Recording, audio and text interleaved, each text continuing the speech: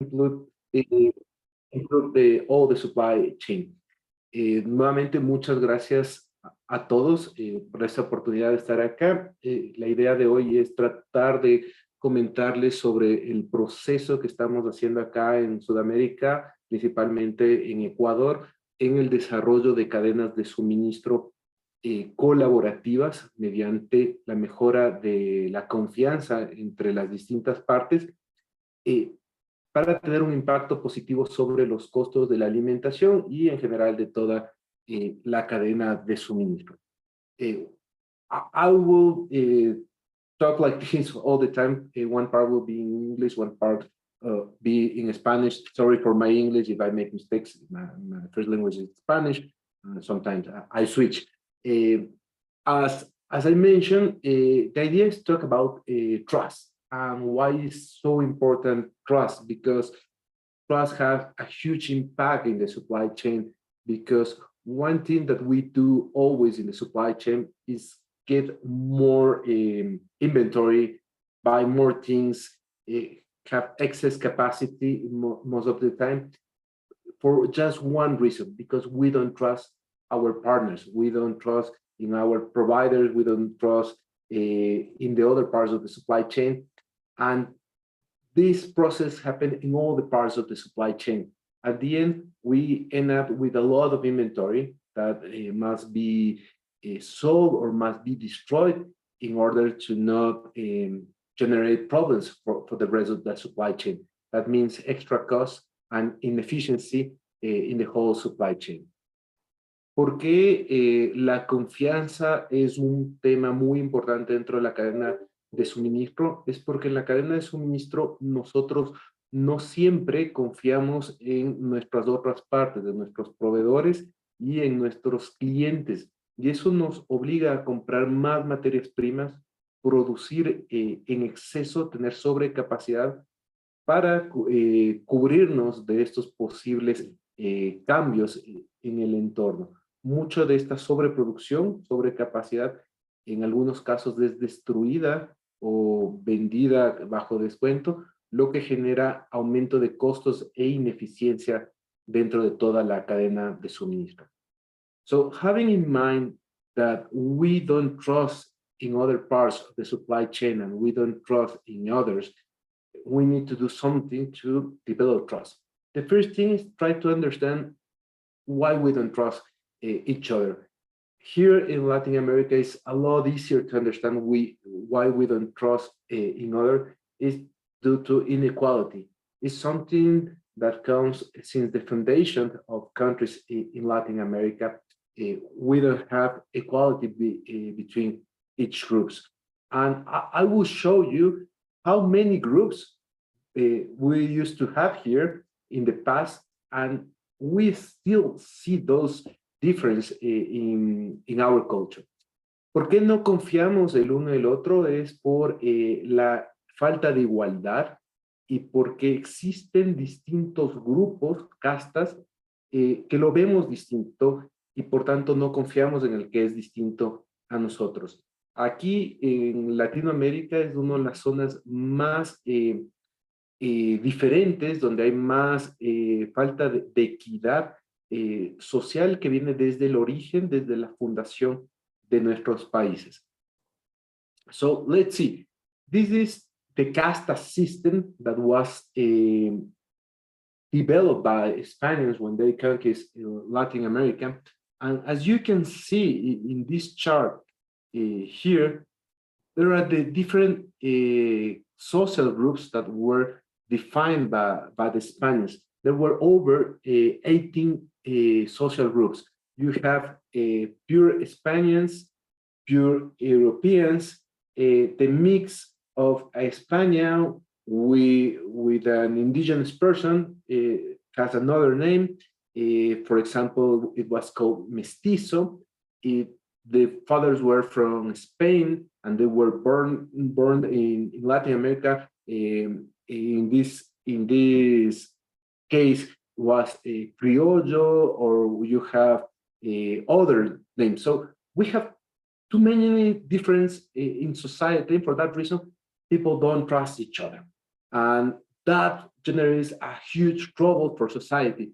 And other problem that we have is it's not possible to move from one part of society to another. For example, if you want to move if you are born in a poor family and you want to go to the average income level in your country, for example, in Colombia, it will take you almost 11 generations to get to average income level. So that is a huge gap that is generating a lot of problems. And for that reason, we don't trust in the other group. We don't trust in the ones that have more money. We don't trust in the ones that have less money. We don't trust in people that have a different color of skin that we have, or the people that have a different ideas. And we want to rebuild trust. That is what we have been working in these last 5 years. En español, en Latinoamérica, con la conquista, los españoles implementaron un sistema de castas, cerca de 18 castas o más, donde había una diferencia entre aquel español blanco, la diferencia de los hijos de españoles nacidos en Latinoamérica, criollos, la mezcla de un español con un indígena, un mestizo, y todas estas diferencias sociales lo que nos ha venido trayendo es falta de confianza. No confiamos en aquel que es distinto a nosotros. Y Latinoamérica, siendo una zona de las más inequitativas del mundo, hace que los problemas de confianza... un ejemplo claro es Colombia. Si ustedes nacen en una familia pobre y quieren moverse a tener ingresos medios, les toma 11 generaciones llegar a eso. Por tanto, siento que mis esfuerzos están desperdiciados en este caso y no confío en aquellos que tienen más dinero. Y el que tiene más dinero no confía en aquel que tiene menos dinero. Y no confío en aquel que tiene un color de piel diferente. Y no confío en aquel que piensa diferente. Y si yo no confío en una sociedad, las cosas no funcionan de manera adecuada. Okay, so let's see a little more in this case about Ecuador here in Latin America, what we have been doing in this last 5 years. This is a Gini index from Ecuador. That the information was taken from the World Bank. You can see here that was around the 90s. The Gini index was really high. As higher the index is, that means that you have more inequality. More inequality translate problems. And I will show you that you can prove that inequality is equal to problems, and why we need to build trust, and why we need to develop everything related with community to maintain trust. Everything related with inequality started to reduce in Ecuador in the 2000s, and went really, really down around 2015, 2016. Around 2019, you can see that the numbers start to increase once again. That means inequality return. We start to have once again inequality in the country. Lo que están viendo acá es el índice de Gini tomado del Banco Mundial. Mientras más alto es el índice de Gini, significa mayor inequalidad. Mientras va bajando, significa que la sociedad es más igualitaria. La importancia es los años 90 en Ecuador había mucha inequalidad y mucha diferencia. Comenzó esto a reducirse. Sin embargo, en el año 2019 tenemos un incremento marcado. Nuevamente comienza a crecer la inequalidad. Y no es solo números. Esto, la inequalidad, se transforma en problemas sociales. Por eso tenemos que pensar mucho, mucho en el tema de la comunidad. Okay, so I was mentioned, it's not just numbers, inequality translate to problems. So what happened in 2019 in Ecuador? We started having protests, big protests in all cities around the country. You can see in those pictures, we made the news in different parts of the world because the protest against the government. So it was not just about numbers, it's what was about people that was suffering due to inequality, that inequality was start growing once again. Aquí pueden ver las imágenes de lo que pasó en el año 2019. Hicimos parte de las noticias internacionales por los problemas y las protestas nacionales. Y lo que vemos acá es el resultado del crecimiento de la falta de equidad en la sociedad. No lo veamos como un número, veámoslo como un tema social, donde nosotros debemos luchar para evitar que regresen estos problemas. So, what happened about the inequality in 2019 and why we decided to start rebuilding trust? October 2019, the government decided to take all the subsidies related with energy. So a lot of people were impacted by this policy. So the people went to the streets to do protests. We have massive riots. We have a lot of troubles. So then the government decided to back up and said, okay, we will not continue with that. And then the problem stopped. But nevertheless, then the problems continue in the society. COVID struck all the countries, and society problems increase and increase more. And then 2022 came, June 2022. A lot of equity problems in the country, and we have a major strike for over 18 days. Cities were completely closed. ¿Qué pasó? Octubre del 2019, el gobierno toma la decisión de quitar subsidios a los combustibles y a la energía. Esto golpea a las clases más pobres de la sociedad. Toman la decisión de salir a hacer múltiples protestas en las calles. El país se cierra por varios días. Tenemos asaltos, tenemos violencia en las calles y finalmente el gobierno toma la decisión de salir de esta medida. Posteriormente golpea COVID al mundo, golpea la economía del país y en junio del 2022 volvemos a tener un problema de este tipo por 18 días. So as I was mentioned, in June 2022, we have once again a major strike for 18 days. And then you start to see the importance of the supply chain in the food industry and why community is so important for that. When you have roads closed around the country, you don't have access to food. And that is closed for 18 days. How I can get access to bread, to rice, to different products if everything is closed? And then you start to realize that you need to get access to food in places that are close to you. That's important.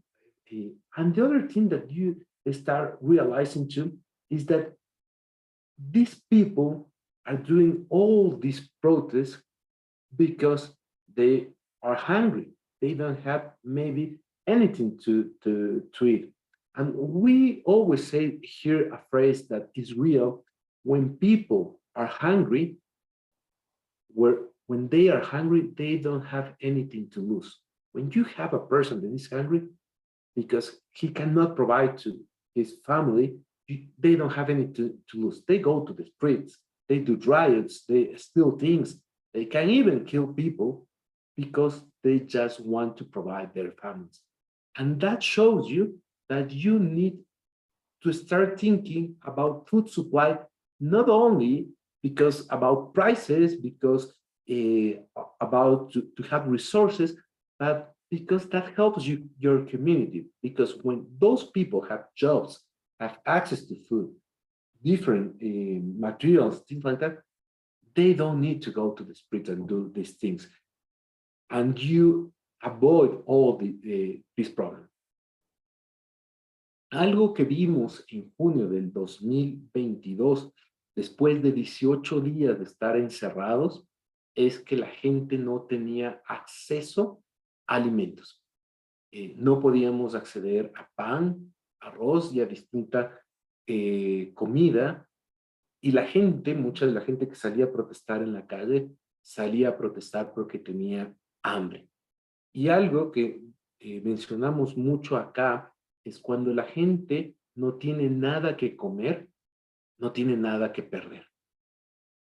Sale a hacer las protestas, está dispuesta a robar, a destruir, incluso a matar, para proveer comida a sus familias. Y ahí es cuando nosotros debemos pensar que la confianza dentro de las cadenas de suministro de alimentos no solo tiene un pensamiento desde el punto de vista económico, sino desde equidad. Si esa gente tiene acceso a alimentos, a ingresos y hay una mejor distribución de la riqueza cercana, esa gente no tiene razón de estar protestando en la calle. Equidad es uno de los puntos más importantes dentro de la generación de alimentos. Okay, so I have shown you what is happening here in Latin America, what has happened in Ecuador in the last couple of years, something that we just had elections last week, and it looks like these things are going to get worse. If you see the news in Peru, things are not going well either. They have been 2 months of protest. So why is important? Lo que ustedes han visto es lo que ha pasado en Ecuador los últimos años. Recién tuvimos elecciones la semana anterior, las cosas no se muestran con mejoría, y ustedes pueden ver en las noticias el caso peruano. Van 2 meses de protestas sociales. So how this can impact the United States, and why it's important you start thinking about this, and that's why I was seeing the summit, and I said, it's important for the United States as a country to think about these problems that are happening in other countries, to avoid these problems to happen in your country and in your cities too. This is a paper from the International Monetary Fund that says growing apart, losing trust. When you feel the difference between each other, you start losing trust. And the impact of inequality in social capital. Why is important equality? Why is important trust? Equality and trust enable participants to act together more effectively to pursue shared objectives. If you trust others, you can work towards the same goal, and the sum of the efforts is a lot bigger. So for that reason, it's that important to start thinking about that. This information is from the United States, the trust in government and the trust in everything that is made by the state.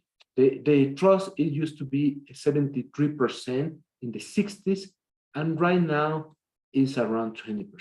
That means you are losing trust in the government, and that's not good. And I will explain you why it's not good, and it's not to blame others, and why we can do. ¿Por qué es tan importante este tema y este concepto de confianza? No solo el caso que les he mencionado, sino el caso de Estados Unidos. La idea es aprovechar estas experiencias para que ustedes vean lo que está pasando en otros países y evitar que estos problemas lleguen a su sociedad, evitar que lleguen a sus estados y que lleguen a sus ciudades, y poder crear una sociedad más equitativa. Esto es parte de un texto del Fondo Monetario Internacional, un estudio, donde menciona que crecer separados, ser distintos, hace perder confianza e impacta a la equidad social y el capital social. ¿Qué es confianza? ¿O qué permite? permite a los participantes trabajar de forma conjunta y más efectiva en búsqueda de completar o conseguir objetivos comunes. El trabajo de la suma de las partes es mayor que el trabajo separado. La confianza en las entidades del Estado en Estados Unidos, en los años 60 era alrededor del 73% la gente confiaba en el Estado. Para el año 2022 apenas el 20% confía en el Estado y eso no es bueno y no debemos buscar culpables. Y aquí es donde viene lo que estamos trabajando y lo que buscamos hacer. Okay, so people don't trust in the government, but government is made out of people. It's made out of us. If we keep asking things to the government, no government in the whole world can do it. It's impossible. If you ask for food, if you ask for money, if you ask for help, there are too many things to be done. And if you just wait, it will be impossible to get results. The idea is, okay, we are part of the problem too, so we need to help. We need to start doing, and the idea is doing, and you will see what we have been doing these last 5 years. We start getting results, and we hope we continue getting results. No es motivo de culpar a un gobierno por los malos resultados, porque los gobiernos y el Estado está hecho por nosotros. Nosotros somos parte de ese gobierno, parte de ese Estado. Y si nosotros solo pedimos alimentos, pedimos dinero, pedimos recursos, salud, no hay gobierno en el mundo que pueda cumplir con eso. Entonces, mi invitación es cambiar la idea de pedir a hacer. Nosotros mismos vamos a hacer, somos parte de este todo, somos parte del problema, hacer las cosas para tener resultados. Okay, so how the economy and the system and the welfare and equality works in history.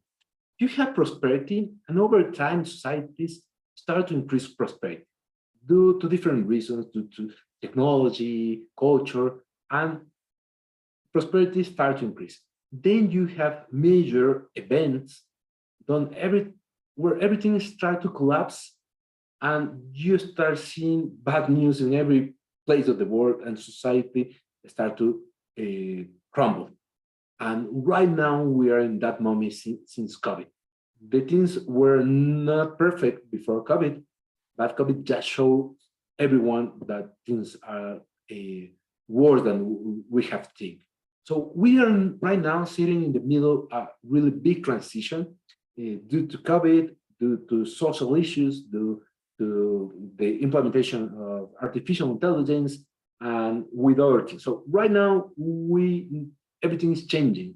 And for that reason, you see all the times that you check Twitter or any news media, you just see bad news, bad news, bad news. But the idea is we as a group need to work together to regain prosperity. Everything is about prosperity. We build prosperity, but we need to build prosperity as a group, as a team. And that's what I want to explain you how we have been working these last couple of years. Como ustedes ven en este gráfico, tenemos la prosperidad y el tiempo. Las sociedades han ido incrementando su prosperidad a lo largo del tiempo debido a distintas cosas como la tecnología, la cultura, el conocimiento. Llega un momento donde la prosperidad comienza a caer y las sociedades comienzan a desarmarse. Y las cosas no eran buenas antes del COVID, pero tampoco eran tan buenas como pensábamos. El COVID mostró muchos problemas sociales, ambientales y culturales que se estaban dando. Y comenzamos en una caída con problemas, por eso ustedes cogen cualquier sistema de noticias, entran a Twitter, a cualquier sistema y solo ven malas noticias, malas noticias, malas noticias y estamos en un momento de transición. Y está en nuestras manos evitar que esto siga cayendo y como grupo volver a construir una mejor sociedad. Nadie puede construir una mejor sociedad solo. So, what we're doing, and we are using this model, it's called a strategic doing. Actually, it's something that we didn't invented. The person that is behind this model is from the University of Purdue. He is this person designed this model many years ago. His name is Edward Morrison. Right now, they are working in this project in the North Alabama University, and this group of people has helped us here in Ecuador to develop this to start building clusters, start building groups inside the society. So one thing that's important is you have the resources in the States, you have the people that develop the model, you can see the application of the model in different parts of the world, and we decided to this model. This model just have 4 easy steps that I will explain you and how we apply it, what we have accomplished, and what things we think that we can accomplish in the future, and why we are working towards that goal.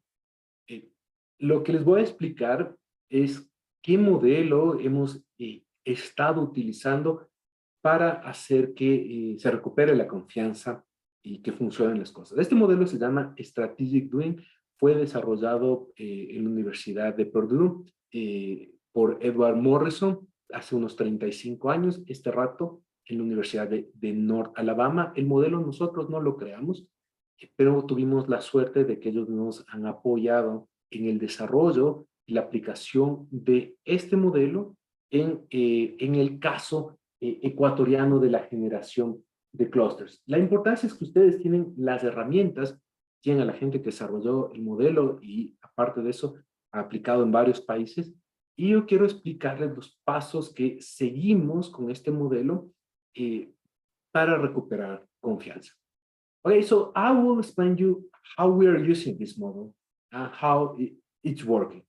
It's really easy, and at the same time, it will show you the problems that we normally have as a team. First thing that we did a couple of years ago, that was around 2016, we meet together different group of people and said, we can do something better. We can improve the supply chain in the country so things will be better. So in my case, I have been working in the supply chain for over 18 years. So I said, okay, let's work together. So we start working together and we build a team. And here is the important thing. First, we start thinking what we can do as a team. Okay, the first step, define the possible actions. And everyone have different ideas. And we should respect those ideas. When you respect the other ideas, even if the worst idea, you think this is the worst idea or it's a crazy idea, you respect that person. Then we need to give importance to the ideas, to say what should we do? Not what we can do, what should we do? What is more important? And we use a classification, a simple classification, like this from 1 to 5, this is a 1 or this is a 5. Okay, so everyone should have the opportunity to vote. Okay, for me is 1, for the other person is 5. But as a team, we decide which actions are the most important. ¿Cómo funciona el proceso? Tiene 4 pasos. Primero, nos reunimos, la historia nuestra arranca por el año 2016. Nos reunimos un grupo de personas, logística y cadena de suministro, y decidimos ver qué podemos hacer para mejorar el país, las cadenas de suministro sean más competitivas y que la situación sea mejor para todos. Me hizo sentido, he trabajado en cadena de suministro 18 años y me parecía una buena opción. Nos reunimos y lo primero que vimos es qué podemos hacer. definir qué podemos hacer y escuchar a todos. Es la parte más importante, escuchar a todos. Hay ideas que son completamente locas, las ideas o irracionales en ciertos momentos, desde nuestro punto de vista, pero desde otra persona, capaz es el camino correcto y es parte del respeto, parte de construir la confianza. Vemos esto, una vez que vemos todas esas ideas, todo el mundo tiene derecho a compartir, no es solo de dar ideas, sino definir qué deberíamos hacer.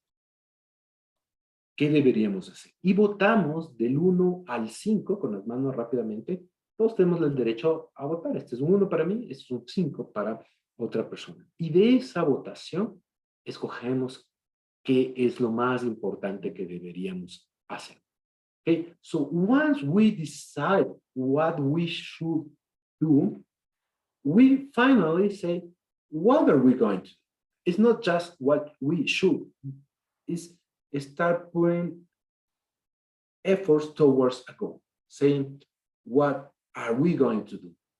And here is an important thing that we found that works for us. Once we select an action, a course of action, we say, okay, we are going to start with this. And then we are going to have the next meeting as soon as possible. The idea is to have a meeting maybe 1 week later, 3 days later. Why? Because we always, when we have meetings too far away, we don't do anything. And then we realize that we need to present something and we forgot that we had to do it and we do it at the last time and we do it wrong most of the time. We just don't do it. So we have the meetings one after another pretty close.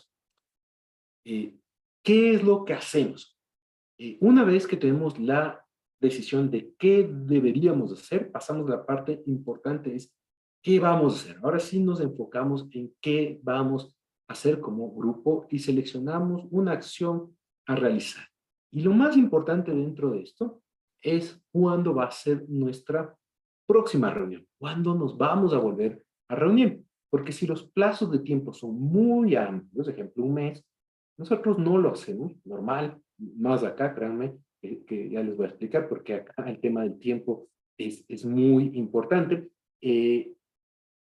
No lo hacemos y cuando ya faltan pocos días, la situación es aún peor porque lo hacemos a último momento, lo hacemos mal o no lo hacemos y por tanto no funciona. Entonces, definir qué hacer, ya tenemos claro qué hacer y cuándo lo vamos a hacer. Okay, one thing that I was mentioning in Spanish and I was going to explain to you, time is important. Time is important and in Latin cultures are more important and if is a culture from the Andes, that means pretty much all South America, is more important. Why is important? Because in our culture, the time is not linear. Cultures that speak English and is Anglo cultures, that means Germany have an Anglo culture too, a Saxo-Anglo culture, England has an Anglo culture, Australia has an Anglo culture, the United States have an Anglo culture. You have a linear way to see things. And this culture is circular. It's something that is, we probably don't mention that, we don't realize, but if you check history, is from the indigenous people, is circular system. So that's why it's so important to think about time. If you let to have a meeting too far away, people don't do it. So for that reason, here in our case was important to think about that. ¿Por qué es importante el tiempo? Porque las culturas anglosajonas, entre las culturas anglosajonas tenemos Alemania, porque tiene parte de anglosaxo, tenemos Inglaterra, tenemos Australia, los propios Estados Unidos, son culturas lineales, donde el tiempo es lineal. La cultura latinoamericana no es igual, y sobre todo la cultura andina es circular. El tiempo es circular, se repite. Si ustedes dan un tiempo muy amplio, la gente probablemente no haga nada, regresa. La mayoría de gente no se da cuenta de eso, no habla de eso, porque lo hace de forma natural, pero es un tema que si ustedes revisan la historia de nuestros antepasados indígenas, es un tema que está arraigado en la cultura, e inconscientemente lo hacemos. Okay, so we have these continuing meetings, and why that was the most important part to build this, because here is how trust was built and why we keep building trust. We put a set of actions. We meet next week. Okay, we advance something. We put another set of action. We meet next week. And what you did? Nothing. I forgot. And why? For any reason. And next week, this person forgot again. And next week, this person don't show in the meeting next week. And another person said it's impossible. Or other person was against something. And then everything started to show all the problems. People that want to work, people that don't want to work, people that want to collaborate, people that just want to get something out of this. By the way, I am part of this association. I'm the general secretary of the association. I don't get paid for this. I'm doing it because I believe I can do a better work for everyone. So people start working and people start leaving the team. And then you get a good group of people, people that you can trust work together. And the most important part that we saw with this system is that these things, we start to have a lot of problems. We did tons of mistakes.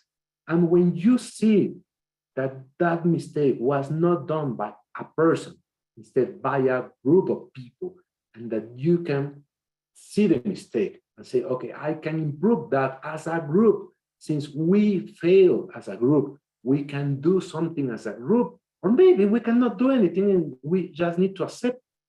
Then you start to grow because you trust in the person that is next to you. You start to trust that we fail. Yeah, or you can say, I fail, I forgot to do this. Okay, that's not a problem. How you can help with us in the future, what you can do. And then you have a group, a good group of people. ¿Qué es lo que pasó y por qué es importante? Tenemos reuniones continuas, y es cada 7 días, los 7 días vemos, hiciste las cosas, sí, funcionaron bien. Otra vez, funcionaron bien. Y comenzamos a ver a los 7 días qué pasó. No hice las cosas, me olvidé. Otra vez, no hice las cosas, me olvidé. Y en algunas reuniones desaparecían personas o se justificaban, no continuaban en el grupo.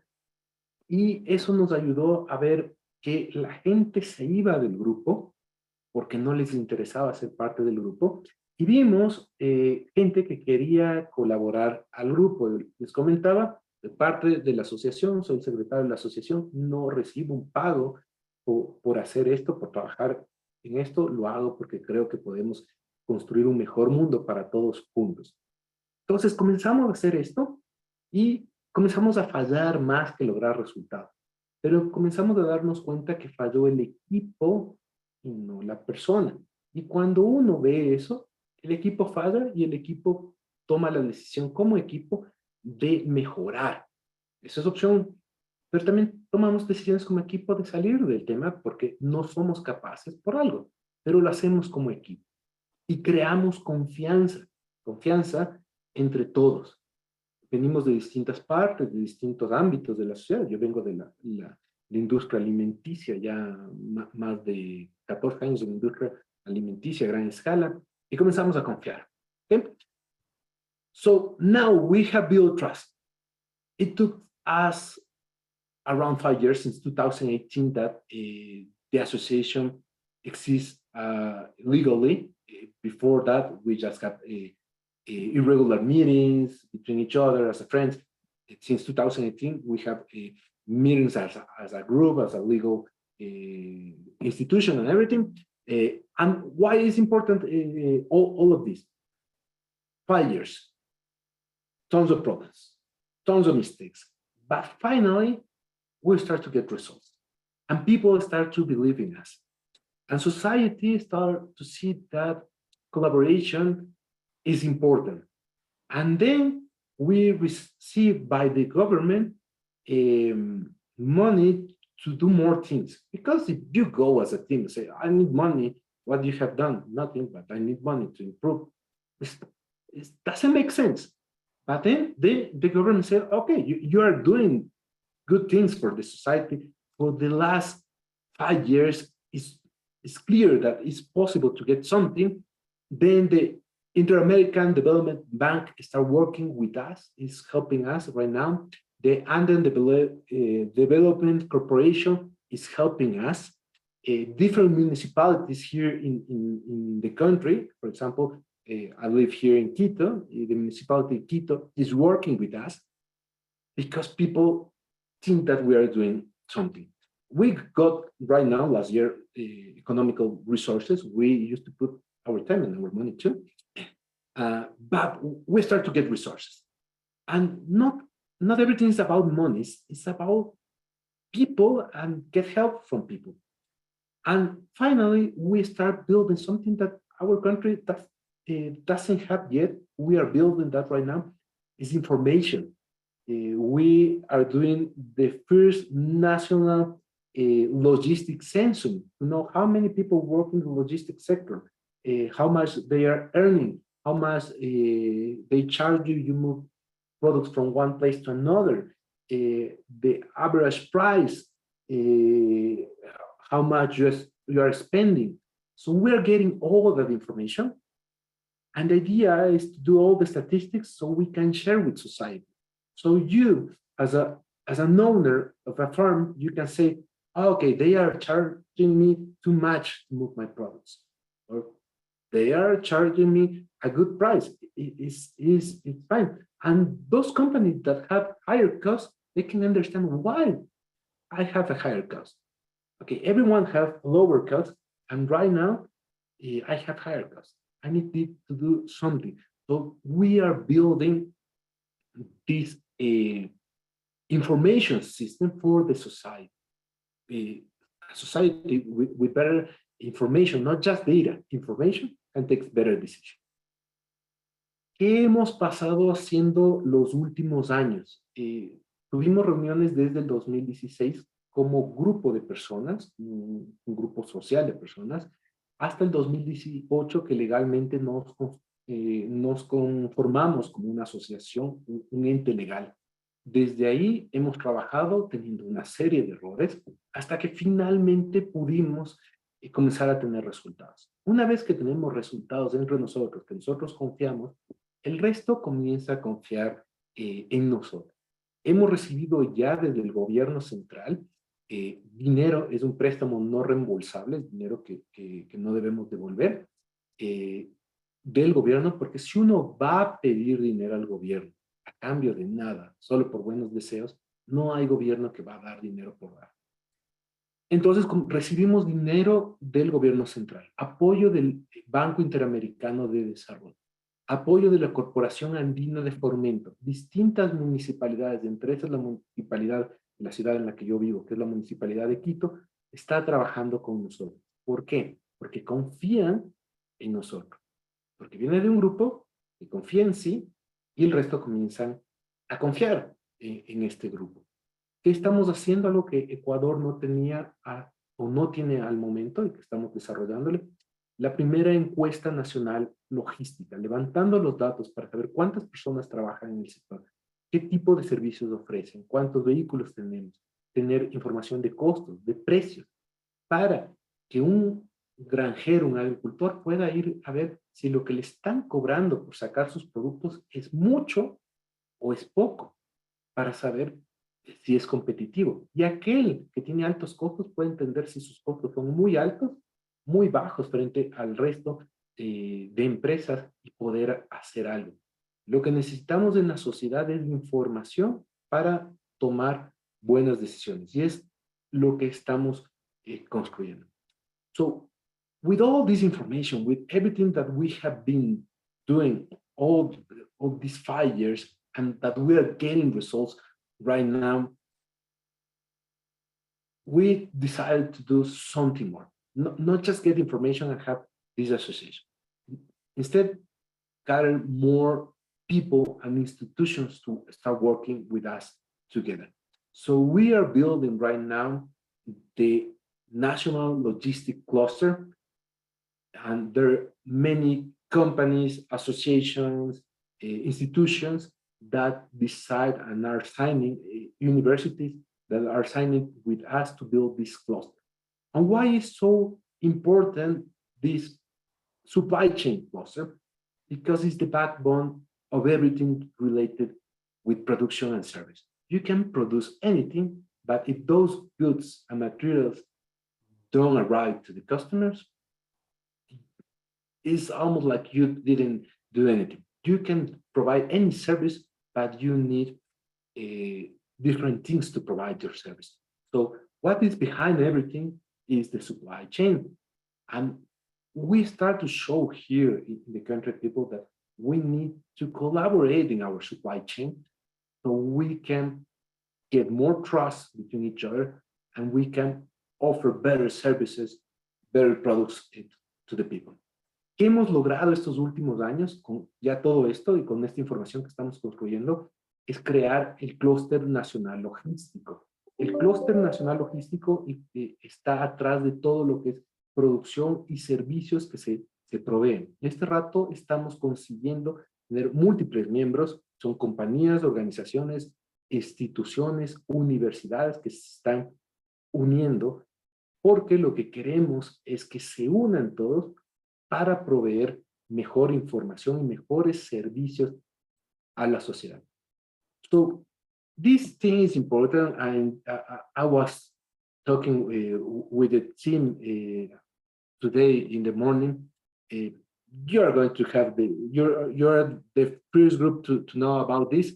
This is the National Logistic Cluster. In March, the 12th of March, we are going to public announce that we have finally created this cluster, and all the members of these clusters, the government, the municipalities, companies, universities, we are going together in a meeting to do the launch. So you're the first ones to see even the log of the cluster and everything, because we believe we can work together for a better future.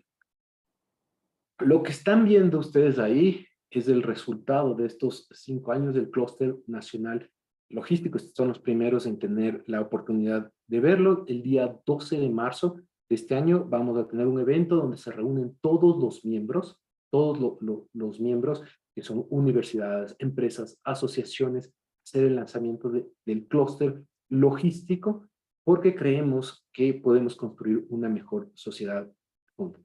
Okay, so why is important a cluster? Why is important collaboration? Why is important trust? And how that affect everything related with food and the supply chain food? Because behind everything is collaboration. Behind collaboration is trust. And through trust, we can improve society as a team. When we just think society to get profit, and we don't care about the rest of society, you start to get inequality. And inequality can give you a really expensive bill. For example, if we start to send all the production to other parts of the world, and we start thinking everything in offshoring because it's a lot cheaper. Yeah, it's cheaper, but you are sending jobs out of your community. We don't need to think just in the country, in our community. We're sending jobs out of our community. Okay, that can happen in some parts of our food system. Maybe you cannot produce a good pineapples in Chicago. That's fine. But you cannot send everything because you are losing jobs. Maybe it's a lot cheaper to buy from other parts of the world, but then you start to have inequality. Why? Because those people that are losing jobs get problems. And when those people get problems, you don't get enough customers. Probably you used to sell something for $2, then you can sell for $1 because it's a lot cheaper bringing from other part of the world. But one of those persons that give you the raw materials to produce that is out of job, is out of the system. So that person cannot buy you those things. Then you have a problem too, because you have those customers, you have those providers in the future. And that generates inequality because you have groups that have everything, groups that don't have anything. I'm not against profit. I think profit is important, but you need to think in the society as well. So you start to have inequality. And at the end, what is the most important part of the society? Check where all the family gather together all the time in all the houses. And here in Latin America is more clear. Everyone gathered around the kitchen. You do a party, everyone is in the kitchen talking together. You're doing something, an event in your house, everyone is in the kitchen. You are cooking together. Food is something that gathers people together because we as a species, as a social group, we depend on food. And when you start sending everything to all places and you don't trust in one company or your providers and things like that, things start to getting worse. And suddenly you just realize that things when the prices went up really high. Why? And you don't understand. It's because we are having a problem in other part of the world and things like that. And you don't know how that will affect everyone. So the idea is to rebuild trust in our communities, in our society, so we can have a more equality between each other. That's the idea, what we have been working. As I mentioned, I'm not against profit and against business. I always think business should be managed in a correct way, but we need to build a future not just for one person or one group, instead for everyone. Okay, so ¿por qué construimos este tema del clúster y creemos que es tan importante y tan importante en las comunidades? Porque si yo envío toda la producción afuera del país, porque es más barata y pienso solo en los ingresos, después esa persona que era mi proveedor se queda sin su ingreso, su empleo. Y después yo me quedo sin mi cliente. Esa persona compra a otra persona que te compra a mí. Yo me comienzo a perder clientes. Y me quedé sin clientes y me quedé sin proveedores. Probablemente no podemos producir todo.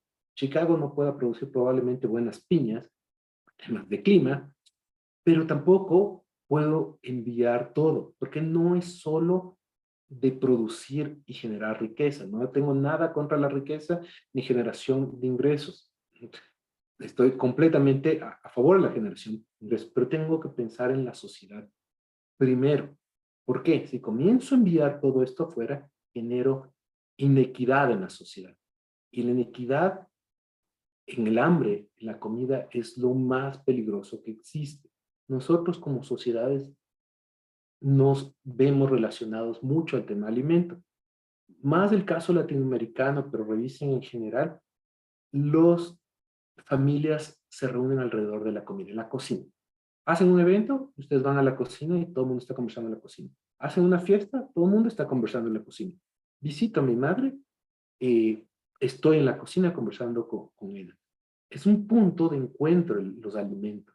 Por tanto, tenemos que cuidar la provisión de los mismos. Tenemos que evitar esos grados de inequidad que se dan por enviar todo afuera. Está bien ser productivos, el ingreso, pero necesitamos mantener eso, mantener los trabajos y mantener la cadena productiva. So finally, to end up this idea and why it's so important, this thing about food and start thinking in the others when we are producing food. I can do, for example, I decide to produce food in a better way and get more money. It's okay to get profit, as I mentioned. But if that affects too many others in the system, then we are going to have bigger problems. For example, if the son of other person that don't have enough access to food and then don't have a welfare, don't have health, don't have a, anything to put in the table to eat, that person doesn't have anything to lose. I can have everything. Maybe I have the best education, a good health, tons of money, everything, but this person doesn't. And this person takes the decision to take this away from you. And then you have social problem. And then you have murders, you have robbery and everything, because the society starts to crumble. I have seen this in the last couple of years in my country. We used to have a medium security country. Right now is one of the most insecure countries in whole Latin America.